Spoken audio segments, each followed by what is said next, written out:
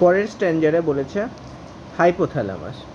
Hypothalamus কোথায় আছে? আমরা যদি একটা ব্রেনের ছবি দেখি তাহলে এই হচ্ছে ব্রেন, যার পিটুইটারি থাকে হচ্ছে এই জায়গাটায়, আর হাইপোথ্যালামাস থাকে হচ্ছে এই জায়গাটায়। তো আমরা দেখতেই পাচ্ছি পিটুইটারি আর হাইপোথ্যালামাস খুব ক্লোজলি অ্যাসোসিয়েট করে ব্রেনের মধ্যে, অর্থাৎ কাছাকাছি থাকে। আর এখানে হাইপোথ্যালামাস সম্পর্কে এনসিইআরটি কী বলেছে? Hypothalamus. As you know, the hypothalamus is the basal part of diencephalon. আমরা জানি যে ব্রেনের অনেকগুলো পার্ট রয়েছে। কী কী পার্ট রয়েছে? যদি আমরা দেখি যে ব্রেনের পার্টগুলো রয়েছে কি, প্রোসেনসেফালন, মেসেনসেফালন আর রম্বেনসেফালন।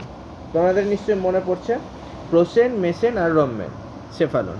আর এখানে কি বলেছে? Hypothalamus is the basal part of diencephalon. তো ডায়েনসেফালন কোথায়? ডায়েনসেফালন হচ্ছে আবার প্রোসেনসেফালনের দুটো ভাগ, টেলেনসেফালন আর ডায়েনসেফালন।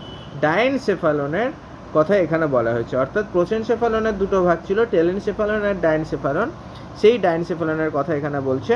কি বলেছে? যে hypothalamus is the basal part of diencephalon. ডায়েনসেফালনের বেসাল পার্টে রয়েছে। তো যেই ভাগগুলো বললাম ওগুলো মনে রাখার কোনো দরকার নেই, জাস্ট বোঝানোর জন্য বললাম।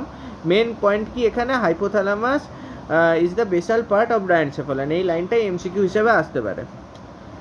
অফ ফোরবেন, ফোরবেন বলতে এখানে প্রোসেনসেফালনের কথা বলেছে। প্রোসেনসেফালনকে ফোরবেন বলা হয়, মিডবেন বলা হয় মেসেনসেফালনকে, আর রম্বেনসেফালনকে বলা হয় hindbrain. And it regulates a wide spectrum of body function. Regulate করে একটা বিশাল, মানে অনেক কিছু বডি ফাংশনে রেগুলেট করে। কেন? কারণ তার ফাংশনটা দেখলে আমরা বুঝতে পারবো হাইপোথ্যালামাসের। ইট কন্টেন, কী বলেছে?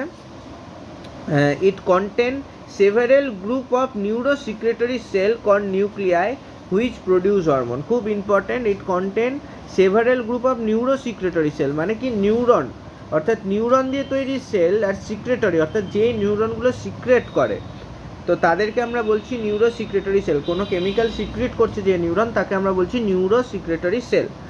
তো it contain several group of neurosecretory cell. তাদের নাম কি সেলগুলো? সেগুলো হচ্ছে নিউক্লিয়াই হুইচ প্রডিউস হরমোন, যারা হরমোন প্রডিউস করে। তো কী সিক্রেট করছে? তারা হরমোন সিক্রেট করছে যে নিউরনগুলো। তো অর্থাৎ প্রথম যেখান থেকে শুরু হচ্ছে আমাদের এই এন্ডোক্রাইন সিস্টেমটা, তাহলে কোথা থেকে শুরু হচ্ছে? হাইপোথ্যালামাস থেকে শুরু হচ্ছে। এখানে কি বলেছে? This hormones regulate the synthesis and secretion of pituitary hormone. তো এই হাইপোথ্যালামাসের হরমোনগুলো মেনলি কী করছে? পিটুইটারির হরমোন যে রয়েছে সেগুলোকে আবার কন্ট্রোল করছে। হাউএভার, যদিও দ্য হরমোন, পরপর লাইন দেখতে থাকো, এনসিইআরটির প্রত্যেকটা line important. However the hormone produce by hypothalamus are two type, দুই ধরনের মেনলি হরমোন থাকে। কী কী হরমোন? দ্য রিলিজিং হরমোন, একটা রিলিজিং হরমোন, অর্থাৎ নাম শুনে বুঝতে পারছি যে এই হরমোনগুলো গিয়ে কাউকে উত্তেজিত করবে যে এটা রিলিজ কর, অর্থাৎ রিলিজিং হরমোন। আর আরেকটা তাহলে এর উল্টো কী হতে পারে? Inhibiting hormone. ইনহিবিট মানে অর্থাৎ বাধা দেবে যে না এটা করিস না, এই হরমোনটা রিলিজ করিস না। এবার এক্সাম্পল হিসাবে কি দিয়েছে? For example, hypothalamic hormone call gonadotropin releasing hormone, GnRH। অর্থাৎ এখানে আমরা বুঝতেই পারছি যে GnRH এটা কি একটা releasing hormone, gonadotropic releasing hormone, অর্থাৎ গোনাডকে গিয়ে উত্তেজিত করবে।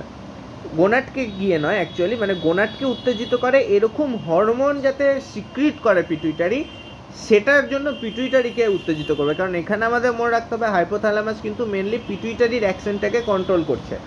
এ কিন্তু ডাইরেক্ট নিজে গিয়ে অন্যান্য অর্গানে কাজ করে না।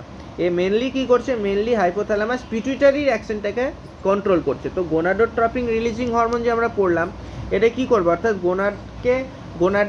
গোনাড যেসব হরমোন রিলিজ করে, অর্থাৎ মেয়েদের ক্ষেত্রে কি আমরা পড়েছিলাম ওভারি, ছেলেদের ক্ষেত্রে কি টেস্টিস, তো ওরাও তো বেশ কিছু হরমোন সিক্রিট করে। তো ওই হরমোনগুলোকে সিক্রিট করার জন্য কে বার্তা পাঠায়? অর্থাৎ যে সংকেত পাঠায় সে হচ্ছে পিটুইটারি। আর পিটুইটারিকে ওই সংকেতটা পাঠানোর জন্য, যে ওটা যে রিলিজ করতে হবে সেটার জন্য কে উত্তেজিত করছে? সেটা করছে গোনাডোট্রপিং রিলিজিং হরমোন। বোঝা গেল আশা করি। এরপর কি বলেছে? যে অন দ্য আদার হ্যান্ড, এটা তো রিলিজিং হরমোন হলো, এবার আমরা কি দেখবো? ইনহিবিটিং, অর্থাৎ বাধা দেবে। On the other hand somatostatin, একটা এক্সাম্পল দিচ্ছে খুব ভালো। Somatostatin from hypothalamus inhibit secrets of growth hormone, অর্থাৎ গ্রোথ হরমোন সিক্রিট করতে বাধা দেয়। অর্থাৎ যেই গ্রোথ হরমোন কী করে, আমাদের লম্বা করে, আমাদের বোনের গ্রোথে হেল্প করে, অর্থাৎ হাড়ের গ্রোথে হেল্প করে। আর সেটা কোথা থেকে সিক্রিট হয়, পিটুইটারি থেকে, তো সেটাকে বাধা দিচ্ছে। তারপরে this hormone originating in the hypothalamic neuron, তো হাইপোথ্যালামিক নিউরনে অরিজিনেট করে and pass through the axon আর release in their nerve ending. তো এখানে কি বলেছে, এই যে এই হচ্ছে সেই নিউরনটা যেখানে তৈরি হচ্ছে, দিস হরমোন, দেখো এনসিআরটি লাইন কি বলেছে, this hormone originating in the hypothalamic neuron. তো এটা হচ্ছে একটা হাইপোথ্যালামিক নিউরন ধরে নিলাম।